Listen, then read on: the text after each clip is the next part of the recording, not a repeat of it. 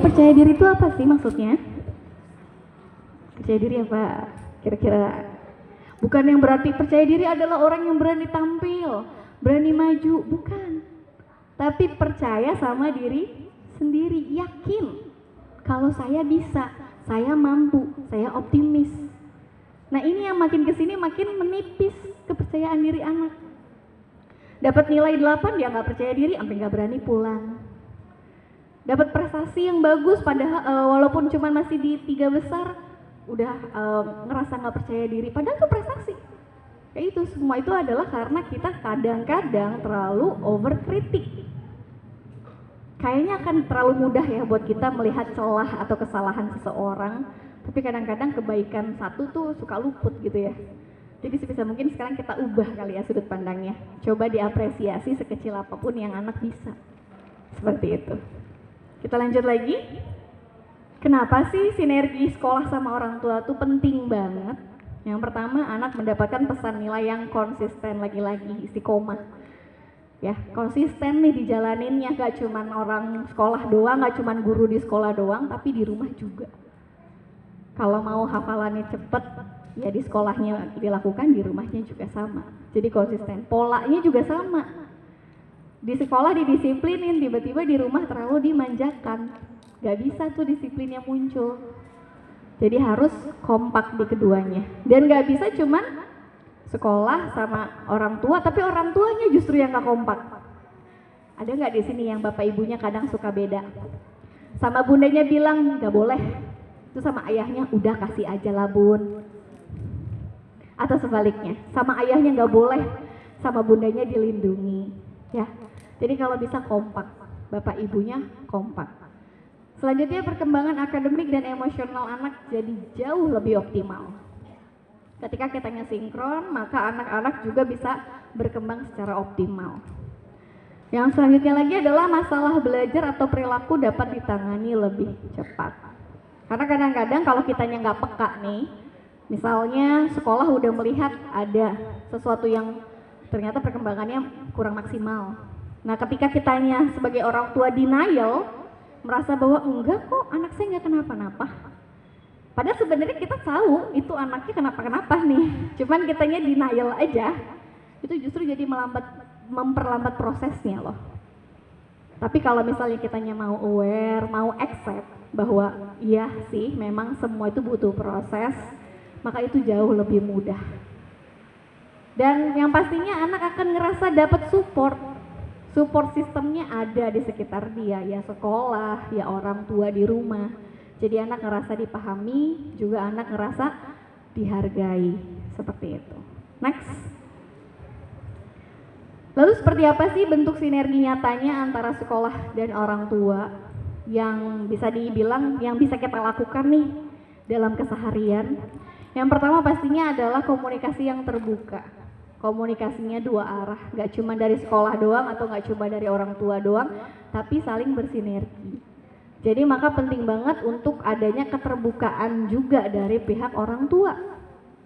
Misal, anak saya mengalami kesulitan dalam proses belajar. Ketika orang tuanya cerita apa adanya, maka sekolah lebih mudah loh ngebantunya. Ketimbang misalnya anak ini punya problem, tapi kitanya nggak mau cerita nih. Nah sekolah akhirnya jadi cuma menebak-nebak, mengira-ngira, ini kenapa ya kira-kira? Jangan sampai nanti malah jadi salah dugaan gitu ya. Akan jauh lebih baik kalau cerita aja apa adanya. Bu, anak saya dulu pernah ada masalah belajar ini, itu, atau belakangan ini lagi ngalamin kayak gini, kenapa ya? Akan lebih enak justru seperti itu. Ketika apa adanya dan saling terbuka, komunikasinya dua arah akan jauh lebih mudah untuk bisa memperbaiki ke depannya. Pihak sekolah bisa lebih sigap, pihak orang tua juga jadi bisa lebih terbuka, seperti itu. Dan selanjutnya lagi kesepakatan nilai pengasuhan dan disiplin.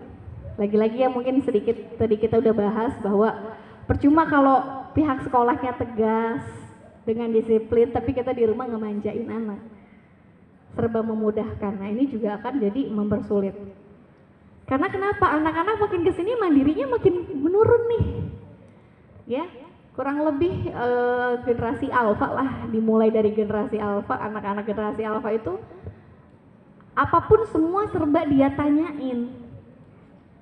Bu, ini aku ketinggalan gimana? Jadi dia ngerasa bahwa itu bukan tanggung jawab dia. Yang sering kejadian adalah nanya ke sekolah akhirnya nanya ke bundanya, bunda ini ada yang nggak dibawa ya, misalnya kayak gitu. Jadi sebisa mungkin di rumah kalau memang anaknya sudah bisa mandiri, sudah bisa menyiapkan minimal bukunya sendiri, sudah bisa menyiapkan bajunya sendiri, yang basic-basic lah. Karena nanti keuntungannya buat kedepannya si anak sih, Bapak Ibu.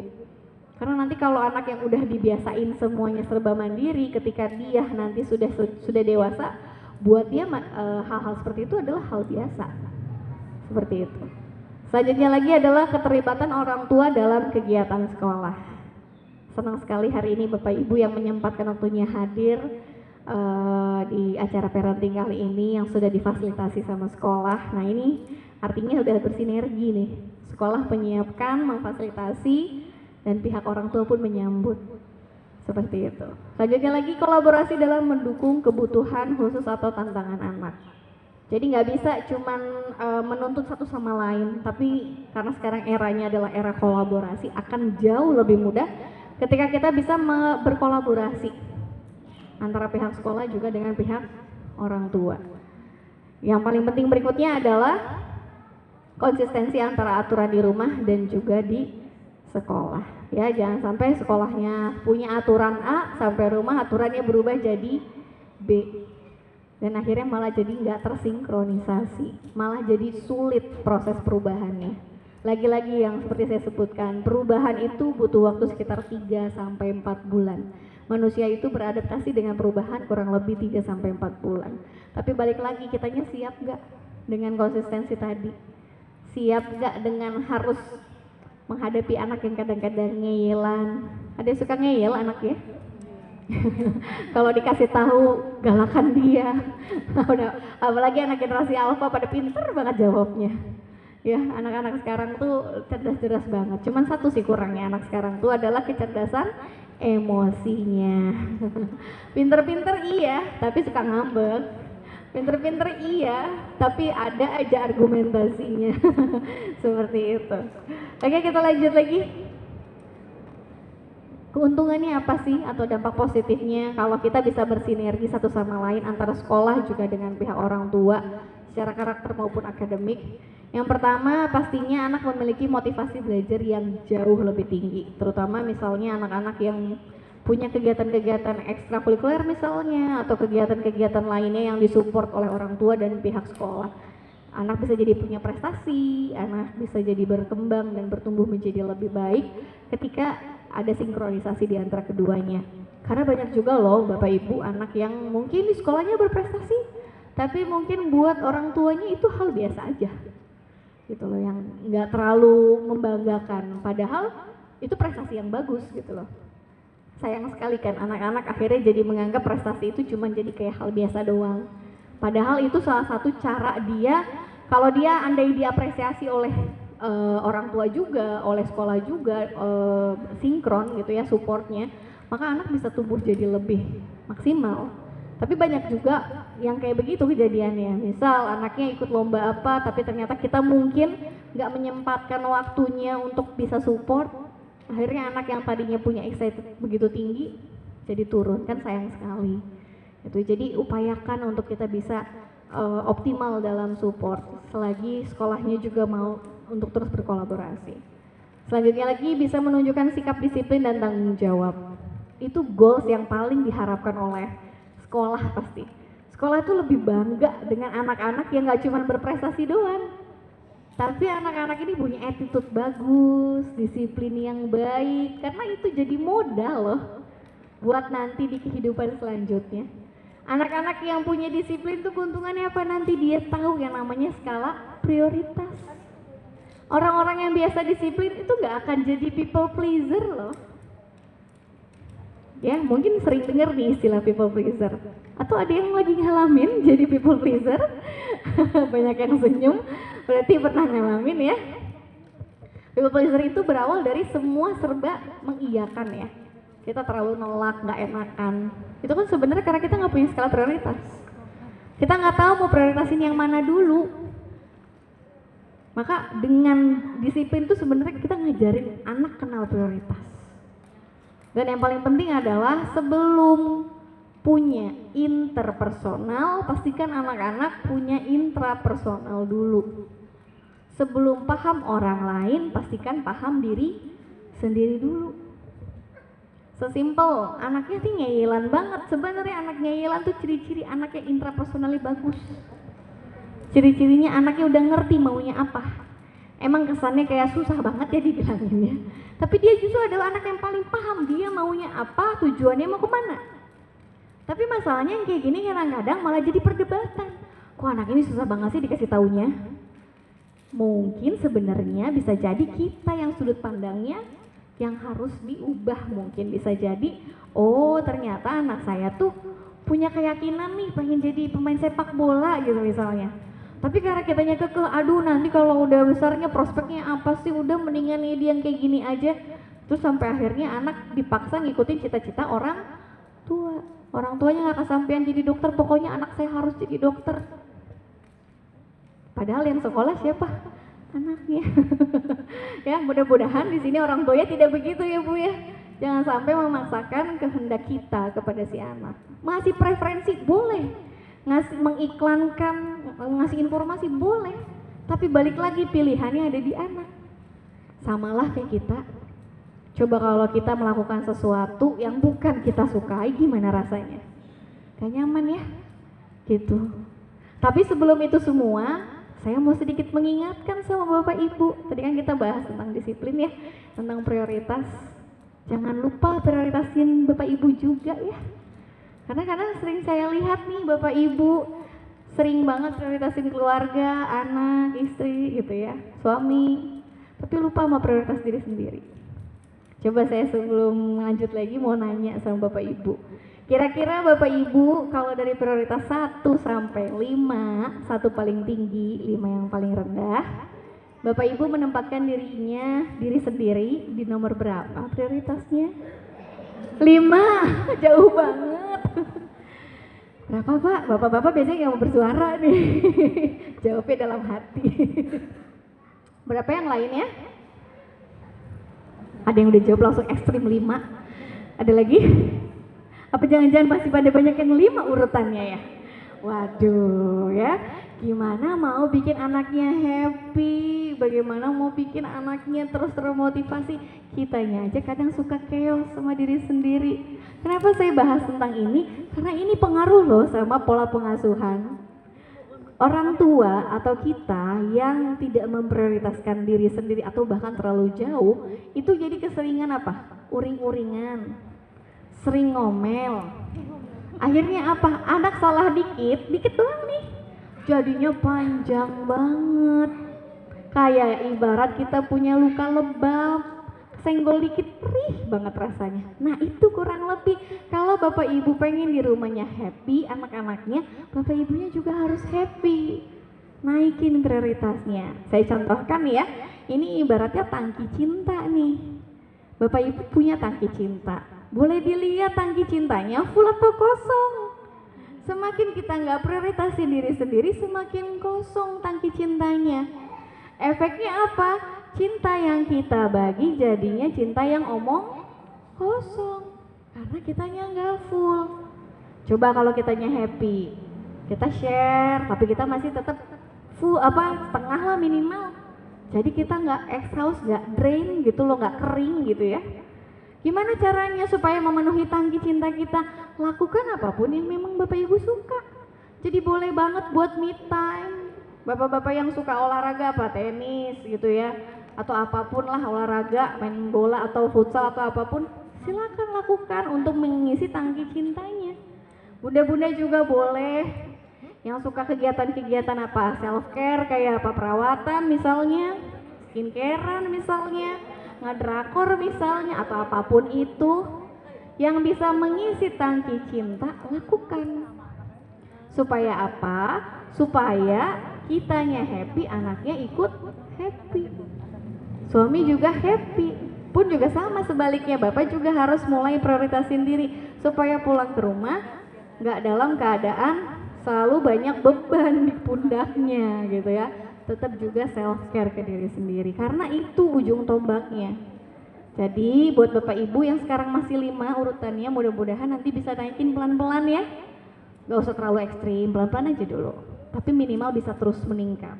Kenapa? Dengan begitu Bapak Ibu jadi punya prioritas ke diri sendiri sebelum ke yang lain. Misal, ibu-ibu pengen anaknya disuruh makan, ibunya harus kenyang dulu. Jangan nyuruh anak makan, ibunya lagi lapar. Nanti kalau anaknya makan yang gak bener, ibunya pasti marah-marah. Ya, iya karena lagi lapar, jadi ibunya kenyang dulu. Ya, begitu juga sama ayah juga begitu ya. Jadi sebisa mungkin kitanya harus lebih sayang sama diri sendiri. Kenapa saya nyerempet-nyerempet ke sini? Karena itu tujuannya, supaya ada sinergi yang baik, sinergi yang bagus. Gitu ya. Nah, kalau misalnya Bapak Ibu lagi stres, banyak cicilan gitu ya. Nah, saya mau sedikit kasih tips nih, boleh kita praktekin sama-sama ya. Saya mau ngasih tahu cara teknik grounding. Teknik grounding itu teknik pernafasan, menyadari nafas. Kadang yang bikin kita suka overthinking itu karena kita sudah tidak bisa mengendalikan diri sendiri. Dengan menyadari nafas ini salah satu cara kita untuk bisa mengendalikan diri kita sendiri lagi, mengambil alih kembali kontrol tubuh kita. Ya, teknik grounding ini namanya teknik pernafasan 478.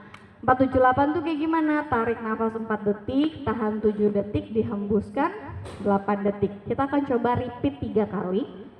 Caranya, boleh Bapak Ibu sambil relax ya. Dihempas dulu tuh pikiran-pikiran negatifnya. Kita relaksasi dulu lah ya. Bapak Ibu guru juga boleh ikutan ya. Boleh sambil self hug atau butterfly hug. Sambil tepuk-tepuk boleh, diusap-usap boleh, relaksasi ya.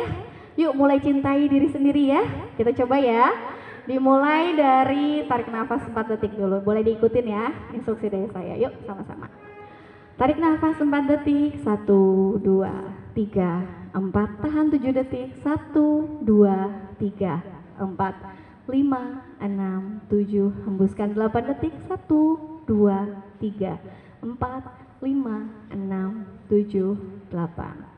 Lebih rileks lagi, boleh terima kasih sama diri sendiri, boleh minta maaf sama diri sendiri ya, supaya lebih terkoneksi lagi. Yuk kita coba yang kedua, tarik nafas 4 detik, 1, 2, 3, 4, tahan 7 detik, 1, 2, 3, 4, 5, 6, 7, hembuskan 8 detik, 1, 2, 3, 4, 5, 6, 7, 8. Terakhir kali ya, yang terakhir lebih rileks lagi, diatur lagi nafasnya. Boleh sambil sugesti-sugesti yang positif ya. Sugesti-sugesti setelah ini saya bisa menjadi pribadi yang lebih sayang sama diri sendiri, lebih peduli sama diri sendiri ya. Boleh sambil disugesti. Yuk tarik nafas 4 detik, 1, 2, 3, 4, tahan 7 detik, 1, 2, 3, 4, 5, 6, 7, hembuskan 8 detik, 1, 2, 3, 4, 5, 6, 7, 8. Semoga setelah ini bisa jadi lebih rileks, lebih terkoneksi sama diri sendiri, dan ini bisa banget dilakukan sama Bapak Ibu di rumah ya. Kalau lagi overwhelmed, terlalu capek, Bapak lagi banyak kerjaan, lagi banyak deadline, Bunda lagi stres, mikirin ini itu segala macam, boleh ambil nafas dulu, mulai terkoneksi lagi sama diri sendiri. Biar apa? Biar nanti dalam mengurus anaknya jadi nggak ngomel-ngomel terus ya. Sedikit tips dari saya, semoga nanti bisa bermanfaat. Oke, kita lanjut lagi. Dengan anak-anak bisa menunjukkan sikap disiplin dan tanggung jawab karena kita bisa bersinergi, maka nanti dia ke depannya jadi lebih mudah dalam proses keseharian. Udah tahu prioritasnya mana, udah tahu mana tanggung jawabnya tanpa perlu disuruh-suruh lagi. Yang biasanya akan menyebabkan atau bisa punya dampak positif lainnya lagi adalah lebih percaya diri dan berani mencoba. Ya, anak yang berani mencoba adalah anak yang pada akhirnya nanti bisa belajar dari kegagalan. Karena sebenarnya pada dasarnya kalau menurut saya pribadi, ternyata sebenarnya gagal itu nggak benar-benar ada kok. Kenapa saya bilang begitu? Karena sebenarnya gagal itu cuma reminder supaya kita bisa jadi lebih maksimal. Misal deh, saya contohin ibu-ibu ya, lagi pertama kali bikin kue, emang bisa langsung bagus Bu? Enggak deh, pasti dibantet dulu lah, kurang inilah, kurang itu, padahal resepnya udah bener gitu ya. Kalau kita bilang iya gagal, kalau kita pakai bahasa pesimisnya begitu, padahal kalau pakai bahasa optimisnya, ternyata saya kurang teliti baca resepnya. Kelebihan segram nih misalnya, si tepungnya harusnya segini takarannya, cuman saya coba pakai feeling gitu ya, nakernya akhirnya jadi bantat seperti itu kurang lebih. Begitupun juga anak-anak, ketika dia ada kesalahan, berilah kesempatan kepada anak untuk dia bisa memperbaiki. It's okay to make mistake, gak apa-apa banget bikin kesalahan selama dia mau bertanggung jawab dan memperbaiki. Dan supaya anak jadinya nanti kedepannya bisa jadi berani lebih mencoba lebih banyak sih seperti itu. Karena anak yang banyak pengalamannya, yang banyak preferensi dan informasinya, nanti kedepannya anak ini yang jauh lebih cemerlang lah hasil karirnya, mungkin dia bisa meraih kesuksesannya jauh lebih daripada teman-teman sebayanya. Itu adalah orang yang nggak pernah berhenti mencoba. Jadi kalau bisa dibilang orang sukses masih sedikit sebenarnya, karena orang yang mau banyak coba dari banyak kegagalan tuh bisa kehitung. Karena saking takut dengan momok menakutkan gagal. Padahal ketika kita pahami bahwa gagal itu sebenarnya bukan berarti sebuah kekalahan, tapi gagal itu adalah salah satu bentuk proses pembelajaran pada akhirnya supaya jadi lebih maksimal, atau bahasa lainnya practice make perfect gitu ya. Bisa jadi perfect, bisa jadi lebih maksimal, walaupun gak ada yang sempurna di dunia ini, tapi setidaknya bisa lebih maksimal kalau pernah mengalami sebuah kegagalan. Nah pastinya anak bisa mengelola emosinya dengan baik dan juga akan mudah menghadapi tantangan akademik. Jadi kalau misalnya lagi ada disuruh menghafal, itu udah bukan beban buat mereka, kayak aku pasti bisa nih. Jadi sebuah challenge yang bikin dia jadi lebih maksimal. Berkembang secara utuh baik kognitif, sosial juga emosional. Maka penting banget untuk saling bersinergi satu sama lain. Selanjutnya